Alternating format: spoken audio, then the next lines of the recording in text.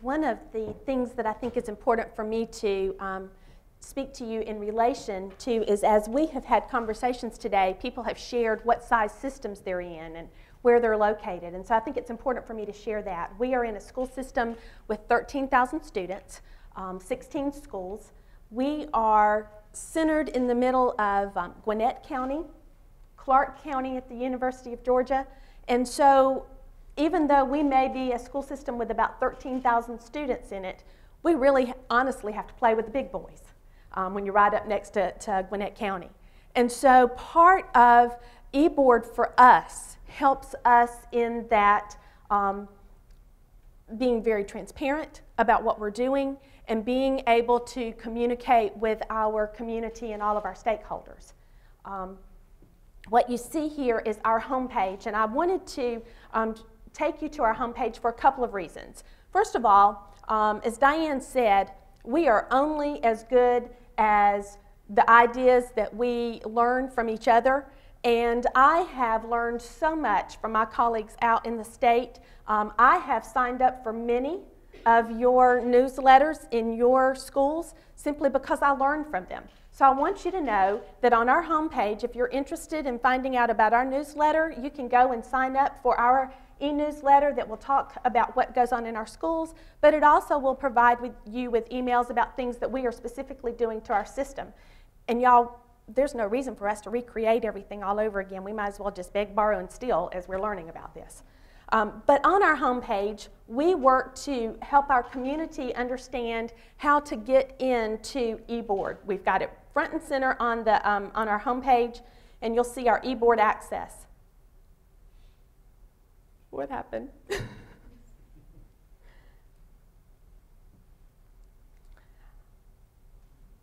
While we're working on that, I was looking forward to being able to share with you some of the items on our eBOARD page, because one of the reasons that we went, I used the eBOARD evaluation tool, was to allow for being able to, I think, as Diane said, when you're doing your strategic planning, when you're doing your meeting module, when you're doing all of these different aspects, it allows you, I think, as a superintendent, to be able to show that culminating exercise of that. And so I asked our board if they would consider allowing us to do my evaluation through eBOARD. And I would like to take you through some trial and error things that I had the opportunity to learn from this last year. For example, what we've got here are some essential questions that I encourage you to ask yourself before you move into this model, and then some things just maybe not to forget. One of the first ones are, why are you considering the eBOARD evaluation tool? I'll tell you why we did. I mentioned that we were looking for a way to coordinate all that we were doing, and to be able to say that if we're doing from a strategic planning process, everything's aligned, then we need to show that our superintendent is on board and our board is on board with technology as well. What are the benefits and drawbacks for the superintendent and the Board of Education? And I have to be honest with you, there are a lot of benefits. You'll be able to see that it is a paperless document. It is, for me, an opportunity to put a web-based portfolio that I can talk about. I can upload any type of document that I have that can support that. And as we are in meetings, I can pull it up. Board members can access it from home. I'm going to log in simply because I've got a little more access than what a general guest would have.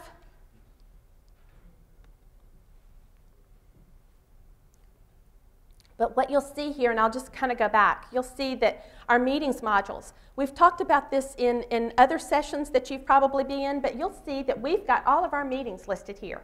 Everything from our board meetings to our school governance teams, our teaching and learning meetings, our district ESOL meetings, my executive cabinet meetings, everything is posted here.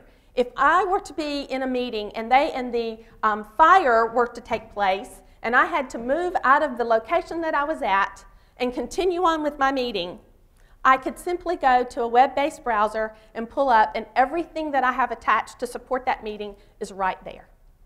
It also is a tremendous communication tool for the community so that they can see exactly what is going on in those meetings. Many of us started out with policies. I know even when I was in a system several years ago, we were using eBOARD as a process to do policies. As I moved to Houston County after leaving the State Department, we worked on doing the strategic plan.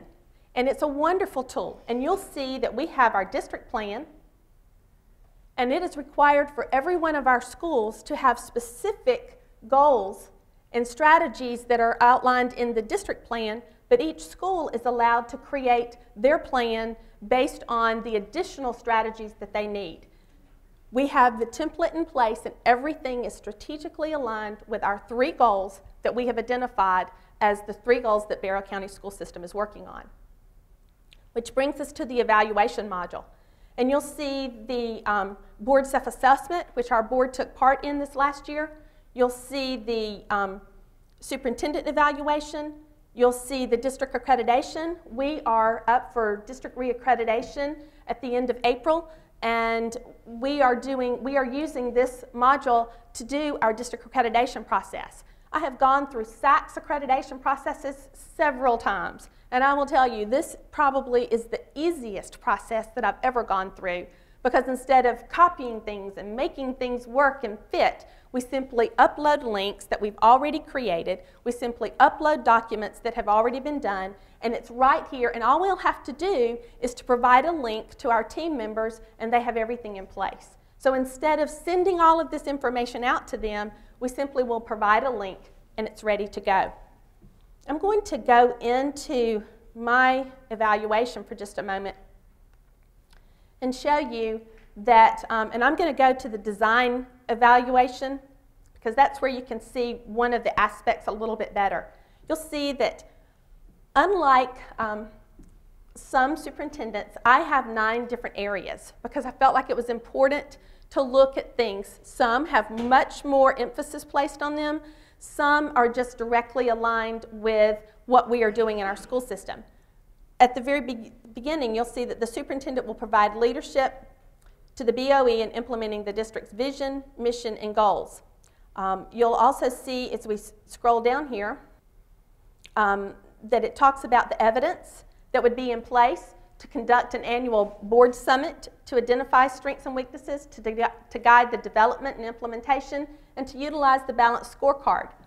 You'll see that there are links and attachments that are here that as a board member, they're able to go in and access. When you look at, we'll look at goal area 9.